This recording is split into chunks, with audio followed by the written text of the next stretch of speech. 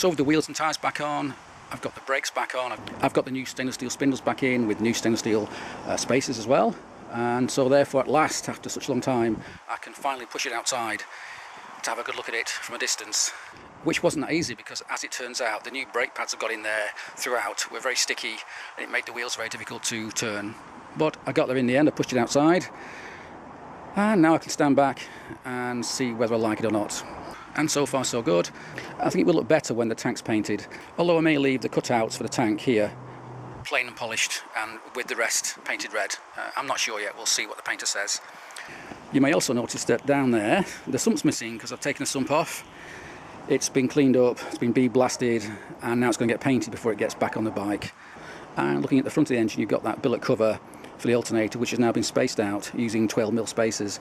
That's to let more air in there to cool down the alternator, because apparently it's not that reliable and it doesn't like getting too hot. So it's been spaced out, and hopefully that'll keep it nice and cool.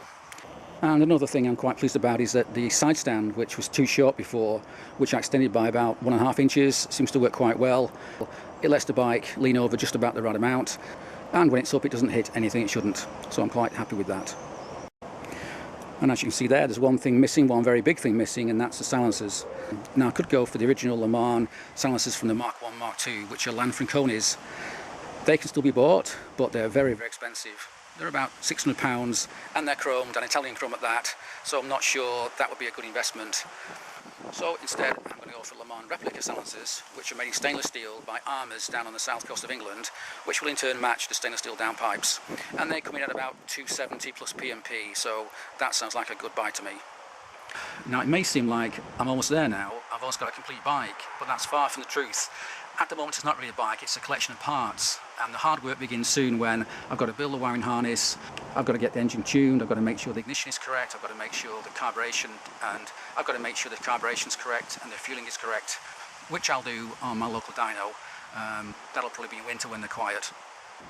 Also I've got to make sure that the suspension's correct. Maybe the back's too stiff compared to the front, maybe the front's too stiff compared to the back, maybe it's too low, maybe it's too high. All that I don't know until I ride it.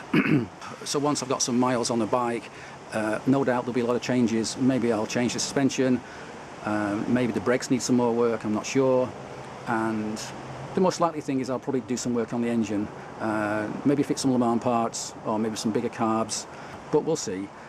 What I don't want to do is make it into a very highly tuned bike. I've already got a few of those, and the hard work, there's a cost to having a lot of power from an old push-rod engine, and I don't want to make this one too difficult to ride around town and so on. But all that's in the future. For now I'm quite happy I've got this far. And so the next step is to get the exhaust system finished, get the sump on, get the electrics done, and we'll see where we go from there. But right now it's getting late and I think it's going to rain, so I'll get the bike back in the garage and I'll call that a day. And cheers for watching, and bye.